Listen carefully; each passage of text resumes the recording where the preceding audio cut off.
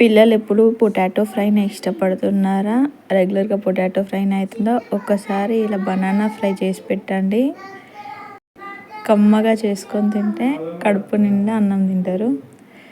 ఎంతో tasty banana fry సింపుల్గా చేసుకోవచ్చు. బనానాని మనం ముందుగా రా బనానా తీసుకోవాలి. దీనికి కాట్లు పెట్టి చూపించే విధంగా పొట్టు తీసుకొని వాటర్లో వేసి పెట్టాలి. వాటర్లో వేయకుంటే బనానా బ్లాక్ అయిపోయిద్ది. నీట్గా పీల్ చేసి పెట్టుకోవాలి.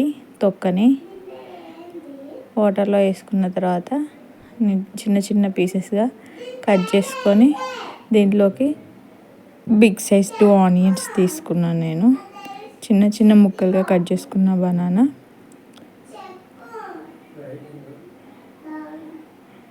తరిగి పెట్టుకున్న ఆనియన్స్, కడాయిలోకి 3 tablespoons of oil, onions పోపు గింజలు యాడ్ చేసుకొని ఆనియన్స్ ఫ్రై అయిన తర్వాత 2 చిల్లీస్ కూడా యాడ్ చేసుకోవాలి. ఆనియన్స్ ఫ్రై అయిన తర్వాత రెండింటిని గోల్డెన్ బ్రౌన్ కలర్ వచ్చే వరకు ఫ్రై చేసుకోవాలి. కర్రీ లీవ్స్, ఒక రెమ్మ కళ్యామాకు రెమ్మ మొత్తం ఫ్రై అయిన తర్వాత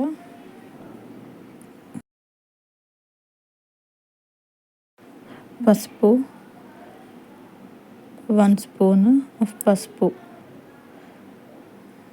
యాడ్ చేసుకొని మొత్తం కలుపుకున్న తర్వాత కట్ చేసి పెట్టుకున్న బనానా పీసెస్ వేసుకొని మొత్తం కలుపుతూ బనానా సాఫ్ట్ అయ్యే వరకు ఫ్రై చేసుకోవాలి. మూత పెట్టుకొని మగ్గనివ్వాలి.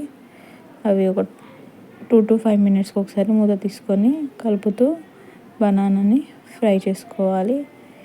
బనానా సాఫ్ట్ అవ్వాలి.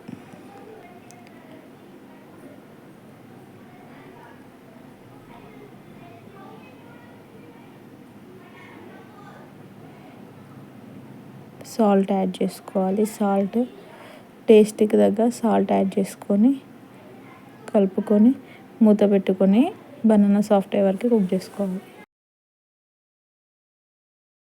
2 వెల్లుల్లిలు ఒలుచుకొని వేసుకున్నాను. ఇందులోకి 2 స్పూన్స్ ఆఫ్ కారం, అంటే టేస్ట్కి తగ్గట్టు వేసుకోండి. కారం ఎవరి టేస్ట్ వాళ్ళది.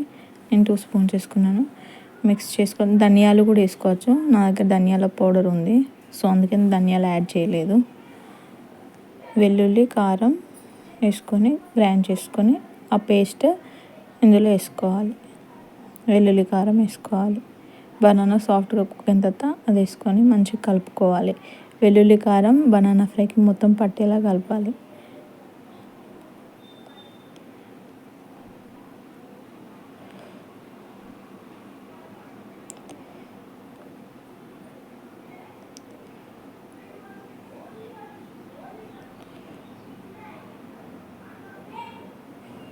మెదుపుతూ మంచిగా కలపాలి.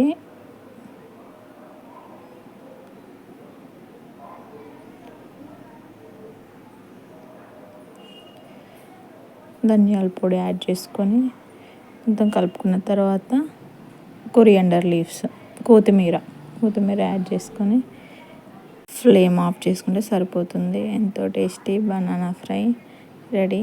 సింపుల్గా చేసుకోవచ్చు. Thank you for watching. Subscribe చేసుకోండి ఫస్ట్ టైం నా ఛానల్ని చూస్తున్నట్టయితే.